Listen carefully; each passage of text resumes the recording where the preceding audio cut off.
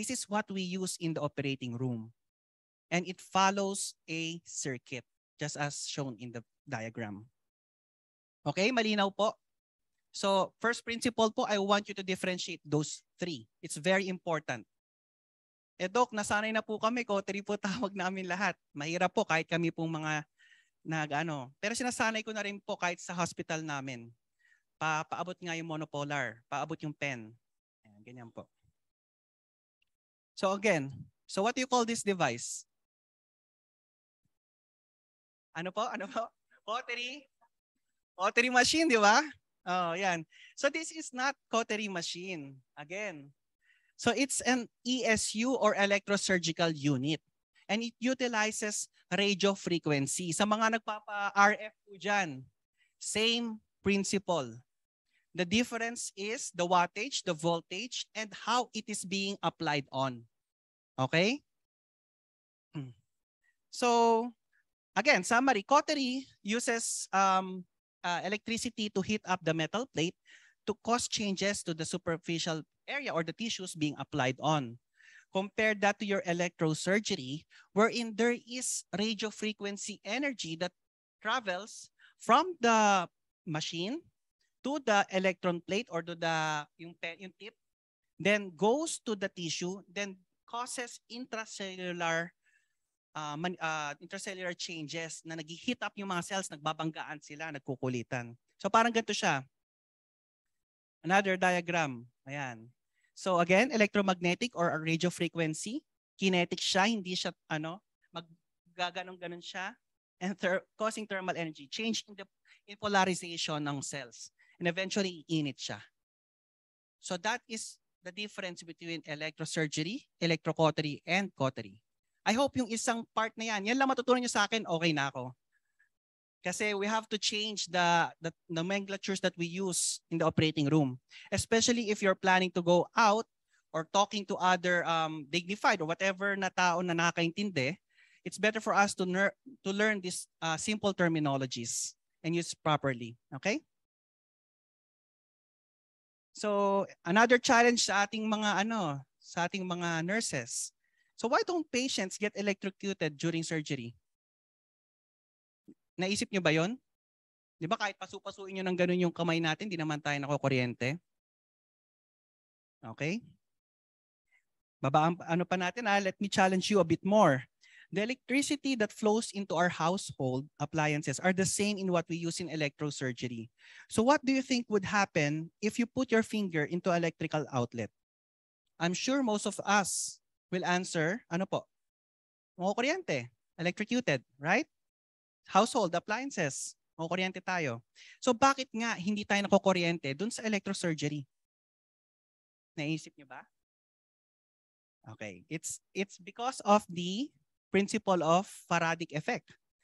So ito yung energy or radio frequency waveforms na ginagamit ng household appliances. 60 Hz hanggang 220, mga ganun, di ba? Ay, sorry. Wala to.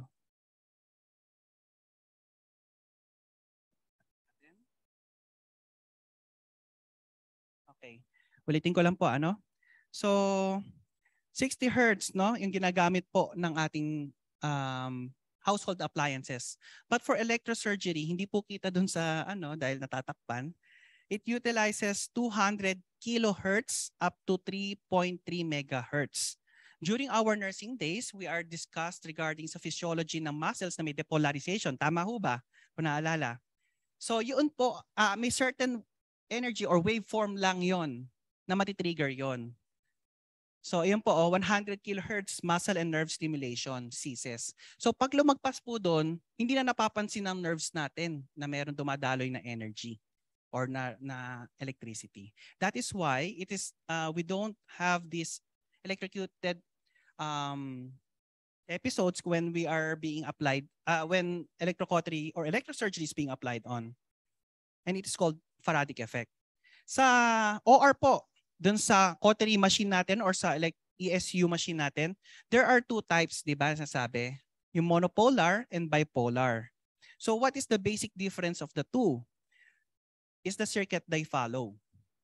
So circuit yung po yung daanan the alloy ng energy. So paano po sila nagkaiba? Ito po yung usual setup natin sa OR, hindi ho ba? Ito yung generator or the ESU. Papasok yung energy to the active electrode dun sa pen natin.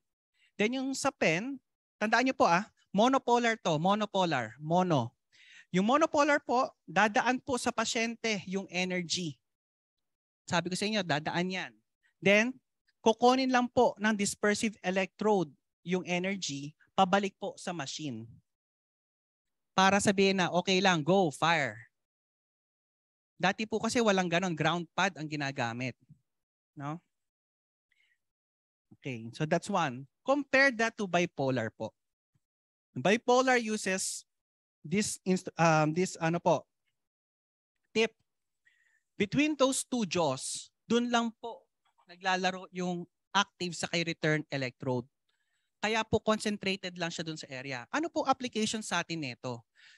Remember, before you go to the OR, yung patient, ano po ginagawa niyo sa patient preparation? Ano mga pinapahubad? Jewelries, dentures. Why? Bakit nyo kailangan patanggal yun? Kasi po, tulad ng pacemakers, bakit natin kailangan alam din yun? Because these are part of the patient. And sabi nga natin sa principle kanina, the electricity goes to the least resistance. And metals are good conductors of electricity. So, sino po sa dalawa, monopolar and bipolar, ang tingin yung apektado dun sa prinsipyo na yon? Si monopolar, right? Kasi siya po yung nagta-travel sa patient. Compare that your bipolar, dun lang po siya sa area na being applied. I hope na iintindihan po yung mga simple concepts po na yan, no? Importante po yan, no? Importante yan. Knowing po yung principles will increase our awareness then. And it will help us determine kung ano po yung mga dapat gawin sa OR. Okay?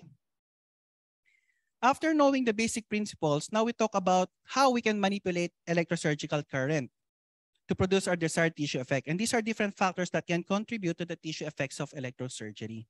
This is basically more of as surgeons, so dadaanan ko lang po ng konti para maintindihan nyo lang din. So meron po tayong tinatawag na impedance or increase characteristics po ng mga part ng katawan ng tao kung saan po nagkukos ng resistance sa electricity. One of which is yung taba or tubig, di ba? Kapag mapansin nyo po minsan yung mga ibang surgeons nyo, when they do use their monopolar pen, sometimes ginagawa nila parang knife.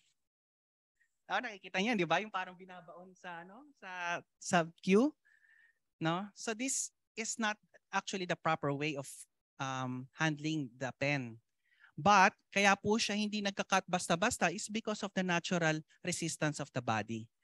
So gusto ko lang po maintindihan nyo, there are different types of resistance. Like for example, scar.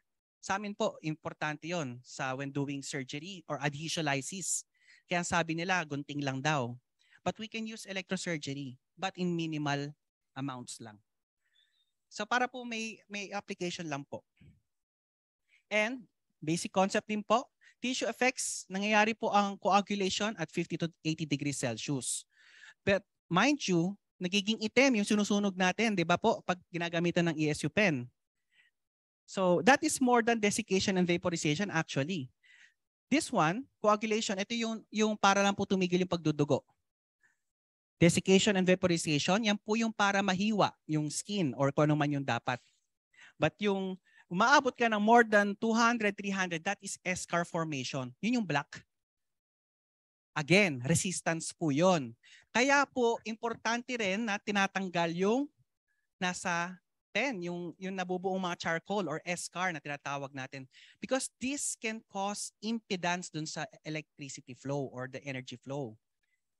Maggaganon po yan. Tandaan nyo, electricity seeks the path of least resistance. Tama? So para po naintindihan nyo bakit natin dinidiscuss yung basic principles. That's why we clean it up. There's a proper way of doing it. There's a scratch pad. Kasi po, other means of doing so might masira po yung coating ng pen. Okay? So this po para naintindihan nyo why we do this. Hindi lang po para malinis yung pen. Hindi po. Meron pong prinsipyo yan. Power density. Gusto ko po maintindihan nyo rin to. Basically, kito lang po kasimple yan. Mas maliit ang electrode or yung tip, mas powerful siya. Ganun lang at simple. Mas lapad siya, mas mahina. So kunyari, gusto ko siyang sunugin lang po yung nagdudugo ng malapit. Ilalapad ko yung pen. Hindi ko siya tuturo para nakatusok. Pag po nakatusok, mas hihiwa siya. Kasi mas malakas ang burst ng energy. Pag nakalapad, mas mahina. Yun lang po. Gusto ko lang tandaan nyo lang yung area na yun, yung part na yun. Same goes. Kaya po yung dispersive pad natin malaki. Nilalagay po sa hita. Tama ho ba? Because of that, para po yung concentration ng energy. Huwag na natin discuss yung ano dyan.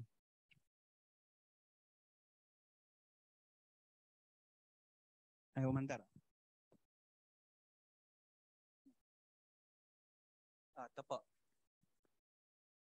Ito po yung effects ng ng waveforms kapag ito po coagulation. Kung mapapansin niyo po, nagkakaroon kagad ng scar formation doon sa harap because it uses a low voltage but mas concentrated lang sa superficial. Compare that po sa cutting na humihiwa po siya. No? But mind you, when doing, mapapansin niyo rin po minsan pag kayo lang po ang assistant surgeon, one-on-one lang po. Minsan po meron siyang hinahawakan ng Kelly or ng clamp, tapos sasabihin niya, burn mo. Diba? Touch mo or ganon. So, mas maganda po pag may vessel siyang hawak and pinapatouch mo sa inyo, cutting ang gamitin. Coag tayo lagi, di ba? Yung blue. Tama? Tapos marinig yung pop. Yan. At least alam mo nang tapos na yung sunog yun. Yun po ay superficial coagulation. Pag cutting po, mas i-fuse niya po yung vessel. Mas secured yun. Mas matagalan ang bahagya. Another po yun, ibang technique. So, marami pong ways para po gamitin yung pen. Minsan po sa dalawa po kasi yan contact and non-contact. No? Yung non-contact technique, vaporization, this uses cutting. So nakalutang po yung electrode tip, tapos gagamitin yung cutting, it will cut. Yan yung sasabi kong hindi dapat ginagawang parang knife yung electrode. Okay? Second is fulguration. Ito po yung hindi rin non-contact technique din siya, but you press coagulation. Para siya nag-spray ng energy doon, tulad po niyan. So this is usually used for superficial bleedings. Usually dermis, mga ganon. No po? And lastly, yung isa pang technique is desiccation. Ito po yung dinidikit natin tulad ng sinabi ko kaninang pinapahawak yung vessel or sometimes directly tinatouch po yung pen sa tissues, you can apply cut or coagulation. If mababaw lang coag, pag kailangan may vessel talaga isi-seal, cutting po gamitin mas better. Okay? Okay po tayo so far? Malapit na. So ito lang po yung summary nun. Okay na yan? Ayan po, yung naman po yung effect ng bipolar. Ito po yung sinasabi ko. Same goes kapag po cutting ginamit at clamp yung vessel bago i-apply. So there will be thrombosis, not just that, nako-compress din po yung vessels. Okay? So again, kapag po kayo po ang gumagamit ng pen, wag niyo pong never niyo pong i-apply sa malayo pa lang. Tsaka pa lang That's very wrong. Kasi po yung air natin has its own resistance and also its conductivity. Sometimes na-charge po masyado yung pen. Kapag lapit po doon, go. Sabog-sabog po yun. Mas malakas ang energy nun. This holds true na po pag sa laparoscopy. Sa amin po, hindi po namin basta ina-apply yun pag malayo pa kasi na-charge siya. Pag dumikit yun na ganun, pwede siyang kumalat. So never. Second, activation time is directly proportional to thermal spread. So ibig sabihin po, kapag po meron kayong kung kayo man po ang gumagamit ng pen, wag po yung matagal. 1 to 3 seconds lang, tas bitaw. 1 to 3 seconds. That is safer po. Okay? We all want a safer surgery po. So, this is my last part, yung complications. Para po, alam nyo lang din po, let's browse konti po ng mga So these are the mechanisms of electrosurgical injuries. It can happen in the active or inadvertent activation. It can also be during in the part of the dispersive pad or the dispersive electrode. So another concept I want you to understand before I go there is clutter and workflow, which I think is very much applicable sa ating mga nurses.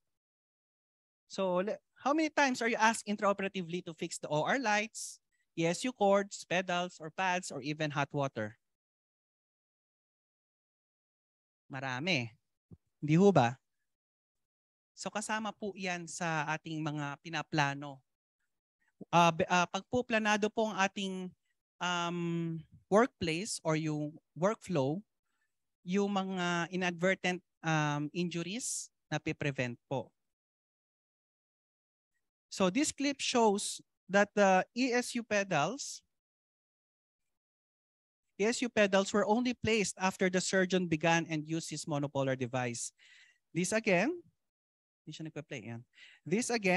can create delays in operative time or worse in controlling a bleeder. One of the most common mistakes we do is to apply our dispersive electrode. When? When do you apply your dispersive electrode or yung pad?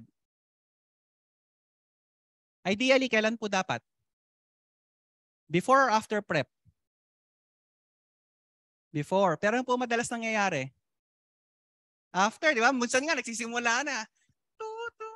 Ba't di gumagana to? Yan ang kwentong madalas po ng mga mamaya. Yung pad. Yan ang mga kwentuhan po ng mga sa likod. So, again, for us to have a fluid na workplace and to prevent injuries, ayusin po natin yung workflow natin. This is very much important. Another problem po is faulty application of our dispersive electrode. Luckily for us, thanks for the updates and the continuous innovation of our partners, hindi na po uso yung dati po. Kung matatanong ko po, meron po ba nakaabot dito yung kinakat pa yung dispersive pad? Hindi na naabutan. Meron pong gumagawa noon. Ngayon po kasi, meron na pong mekanismo ang ESU machine to tell you na oops, the pad is not attached properly and it will not work. Why? Bakit po? Pag po kasi nakabuka lang ng bahagya yung pad at hinayaan niya mag-flow yon, yung space na between dun sa ties or dun sa pad, sa it can cause burns po. Before, during the 90s or early 2000 siguro, o millennium, yun yung mga madalas nagiging lawsuits sa Amerika regarding electrosurgery. Burns. No? Sa mga nababasang area. So these are just some tips where to avoid placing your dispersive electrode. So for active electrode, meron pong inadvertent, yung hindi naman sinasadya sa kanyang direct thermal extension. We'll just go about it fast. So direct coupling. Active electrode touches another metal instrument. Electrical current flows, unintended burn. So ito po, sa laparoscopy, tandaan nyo, during the operation, what the camera sees, yun lang po yung nakikita nating lahat. Tama ho ba? So anything na hindi po nakikita ng camera at nakapatong pala po ang instrument ni surgeon at nag-activate siya, this can cause direct coupling or magkaroon ng inadvertent injuries sa ibang mga structures. So yun lang po ang gustong sabihin yan. So ano pong tip? Huwag po dapat activate pag hindi nakikita. No? So paano po na-apply yan? Same goes po dun sa ginagawa. This is intended. So ginagamit natin minsan siya to cause yung coagulation of the superficial or fulguration of the dermis, di ba? So that is intended. This one is unintended. Nagbe-burn si surgeon or nag-activate ng electrode near the surgical staples area. Dangerous po yan if matagal po ang activation. It can be used pero yung short lang po. Next question. You have a checklist of all the equipments and materials needed for laparoscopic procedure? Sa open po meron, di ho ba? Sa lab po ba meron? Wala po, no. Most na nakipunta akong hospital, ganun po. So depende lang din po sa preference ng surgeon. Tama ho ba? Pero there are some tools na dekahon na doon. Okay?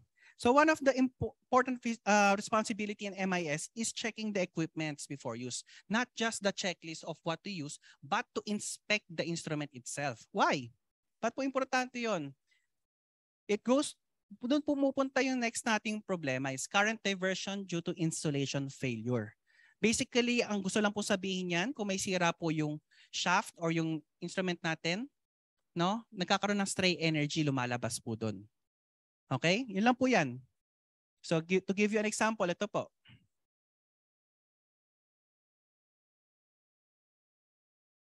Ito. Meron na naman akong challenge sa inyo. Di ba sinabi ko kanina power density? Naalala nyo po? Mas maliit, mas malakas. So dito po, may sira po yung shaft ng ating instrument. Sino po dito ang tingin nyo mas magkakaproblema? Ano po? So mas maliit, mas malakas. So yung energy po, kapag po may butas na maliit, no? Mas mahirap nang makita at kapag nagamit pa siya na may butas po sa insulation ng shaft, pag nag-activate si surgeon, malapit sa bituka or whatever, dahil concentrated po yung butas, no? Mas mataas ang power density, mas malakas, definitely butas yung bituka. That is why it's very important for us to check yung instruments natin. Okay? Pag malaki, mapapasok, pwede pa rin mabutas. Lapit na po. Last 5 slides. So, yan po yung natin, potential risk of monopolar electrosurgery. Kung mapansin nyo po, yan, direct coupling. Inactivate niya, meron po doon. Tapos yan po, inactivate niya, meron din lumalabas doon sa butas. Okay? Para po.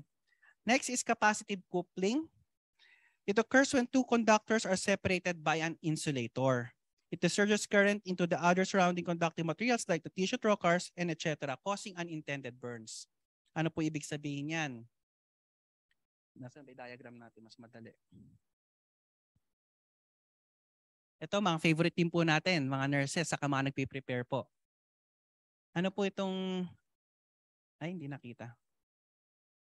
Paano nyo po kiniklip yung cord ng ESU pen? Paano po ina-attach? May Kelly, di ho ba? Minsan, or towel clip. Iikot nun yung wire, di ba? Tama ho ba? May mga gumagawa po ba nun?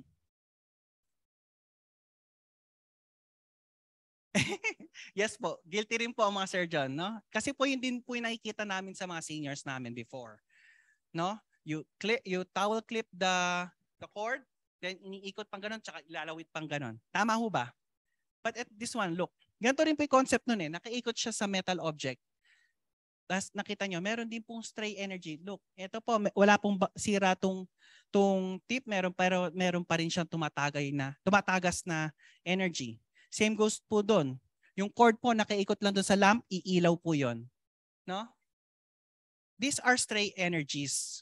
Kaya po yung practice po na iniikot sa metal object na nakakabit sa clamp or sa towel clip is a no.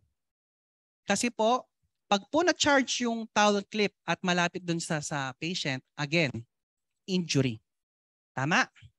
So mga konting mga pointers lang po para po na may nasa-share din po ako sa inyo. So these are just a summary po ng mga tips and precautions in minimizing electrosurgical complications. So that will be my last slide. Here is our operating room with my staff sa Premier po.